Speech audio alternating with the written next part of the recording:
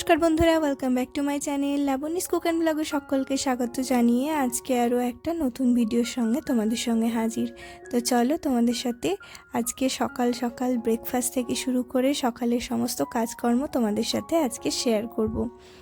তো আজখন সকালবেলাতে ব্রেকফাস্ট বানাতে শুরু করেছি, কারণ সকালবেলাটাই ব্রেকফাস্ট আর লাঞ্চ দুটোই আমি একসাথে বানিয়ে নিই। আজকে ব্রেকফাস্টে হবে আলুর পরোটা।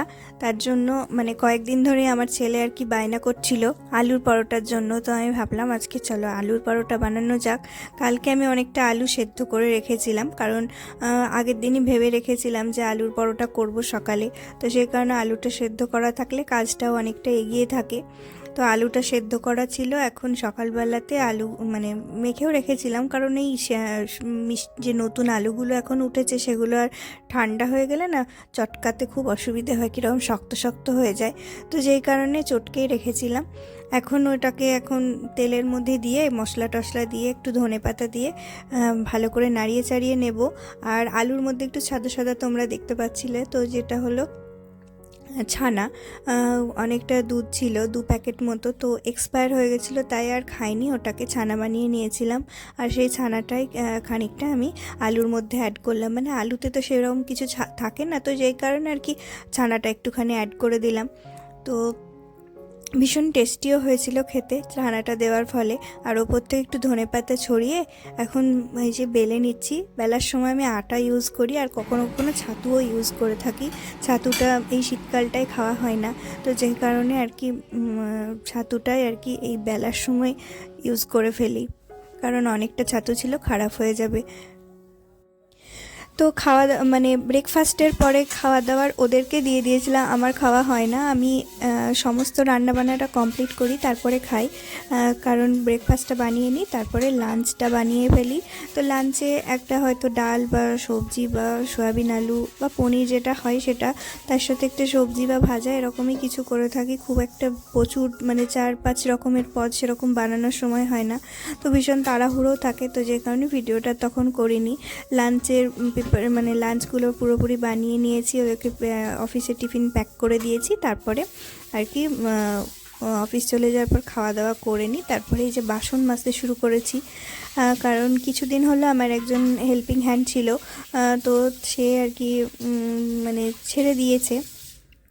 তো একটা বিষয় আর কি আমি নিজেই ছাড়িয়ে দিয়েছি। তো যাই হোক, এখন আমি নিজেই কাজকর্ম করি, আর আমার নিজের করতে ভালোও লাগে। কিছুদিন পরে একটা ডিশওয়াশার নেব ভেবেছি, তো দেখা যাক। যতদিন না কিনছি ততদিন অবধি এই হাতেই মেজে নিই। তো আমার এই দুধের বাসনগুলো মাজতে 2-3 বার টাইম লাগে, কারণ একটু পুড়ে গিয়েছিল। বেশি কখনো আঁচ হয়ে থাকলে অনেক সময় হয় 2-3 বার দুধটা জাল হলেও হয়। তো 2-3 বার এই যে তার জালিটা দিয়ে ভালো করে গোড়াগুলো তুলে ফেলি। প্রথমে একদম সরের মতো আস্তরণ পড়ে থাকলে চামচ দিয়ে ভালো করে তুলে ফেলি, তারপরে তার জালিটা দিয়ে ভালো করে ঘষে তুলে ফেলি, তারপরে স্ক্রাবার আর সার্ফ দিয়ে সাবান দিয়ে ভালো করে বাটিটা ধুয়ে ফেলি, তাহলেই পরিষ্কার হয়ে যায় মোটামুটি। তারপরে এই যে পরোটা বানালাম, এই তাওয়াটা অনেকটাই পুড়ে গেছিলো, কারণ কালকে রাত্রে রুটি করেছিলাম, তারপরে ওই তাওয়াটাতে আবার পরোটা যেহেতু করেছিলাম বেশ পুড়ে গেছিলো। তো এটাকে হাত দিয়ে ঘষে ঘষে তুলছিলাম। অনেক সময় আমি দেখেছি 2-3 বারই আমি খেয়াল করে দেখেছি এবং ট্রাই করেও দেখেছি এই টিপসটা। আমার কাজের দিদির কাছ থেকে শেখা এই টিপসটা। তো ও বলেছিল গরম থাকতে থাকতে নাকি এই তাওয়াটা যদি ঘষা যায় তাহলে ভালো ওঠে। তো আমি 2-3 বার ট্রাই করেও দেখেছি, সত্যিই খুব সুন্দরভাবে কিন্তু উঠে যায়, অল্প পরিশ্রমে, হাতে বেশি ঘষতে লাগে না। তো তোমরা কখনো নিজেরা হাতে বাসন মাজলে ট্রাই করে দেখবে। অ্যালুমিনিয়ামের তাওয়া বা হয়তো অন্য তাওয়াতে হয়, তবে অ্যালুমিনিয়ামের তাওয়াটা আমি ট্রাই করে দেখেছি, বেশ সুন্দরভাবে কিন্তু হালকা যখন গরম থাকে তাওয়াটা ঘষে ধরলে কিন্তু সুন্দর উঠে যায়। আর যদি বেশি গরমও থাকে তাহলে সাঁড়াশি দিয়ে ধরে জলের মধ্যে ভিজিয়ে ঘষে নেবে, দেখবে সুন্দর উঠে যায় তাড়াতাড়ি। তারপরে পেতলের কড়াইটা মেজে নেব, কারণ তাড়াহুড়ো রান্নার সময় আমি 2টো কড়াই 2 দিকে বসিয়ে দিই, যে কারণে এখন রান্নাটাও তাড়াতাড়ি হয়ে যায়। তারপরে সমস্ত বাসন ধোয়া হয়ে গেলে রান্নাঘরটা পরিষ্কার করে নেব, তারপরে ঘর মোছা আর ঝাড়ু করা বাকি আছে, সেই সময়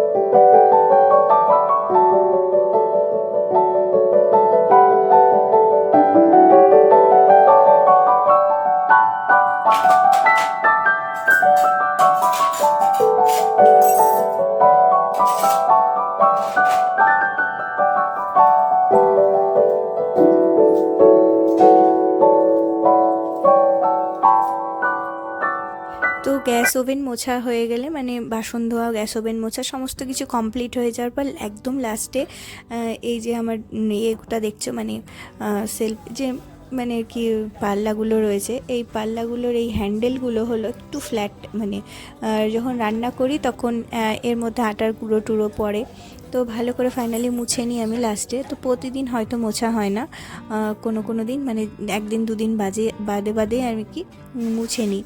আর এই বেসিনের নিচে আমার যে আগে ঝুড়িটা ছিল সেটা এখানে সুন্দরভাবে থেকে গেছে, তো যেই কারণে আমি এই জায়গাটায় বাসনগুলো ধুয়ে সাথে সাথে তো এই বাস্কেটগুলোর মধ্যে রাখা যায় না, তাহলে কাঠের মধ্যে জল পড়বে আর এই বাস্কেটগুলো আর কি নষ্ট হয়ে যেতে পারে জলের ফলে।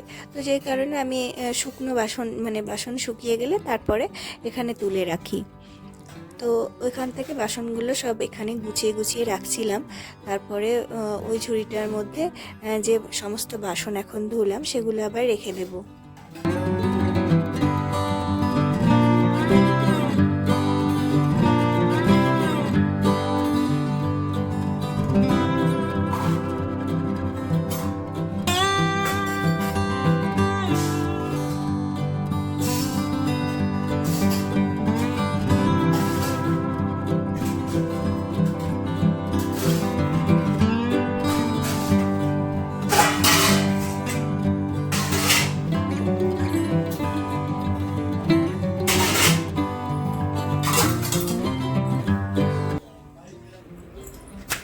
তো সমস্ত কাজ হয়ে গেলে পরে কোটা ঘরটা মুছি।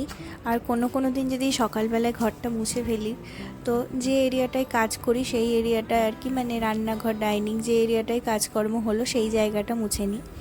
তো এরকমটাই আমি করে থাকি, সব রান্নাবান্না কাজকর্মের শেষে ঘরটা মুছলে দেখবে একদম পরিষ্কার থাকে। তো কখনো ঘর তো সকালে মোছা হয়, আর যাদের তো মেড আছে তারা ধরো সকালেই মুছে যায়। আমার যেমন আগে দিদি আগেই মুছে যেত, তো রান্না করার পরে রান্নাঘরটা আমি আর একবার মুছে নিতাম, তার ফলে কিন্তু নিচের মেঝেটা বেশ পরিষ্কার থাকে। এখন স্নান টান করে এসে খাওয়া দাওয়া করবো আর পুজো করব, তাহলে আজকে সারাদিনের মতো কাজটা কমপ্লিট হয়ে যাবে।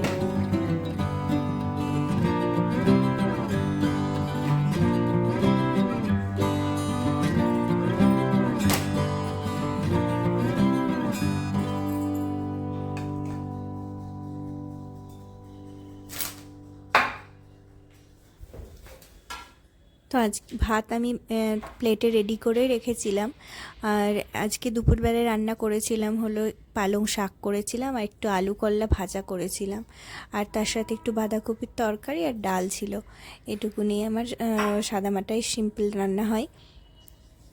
তো চলো খেয়ে নিই, তারপরে আজকের ভিডিওটা তোমাদের সাথে এখানেই শেষ করছি। দেখা হচ্ছে নেক্সট ভিডিওতে।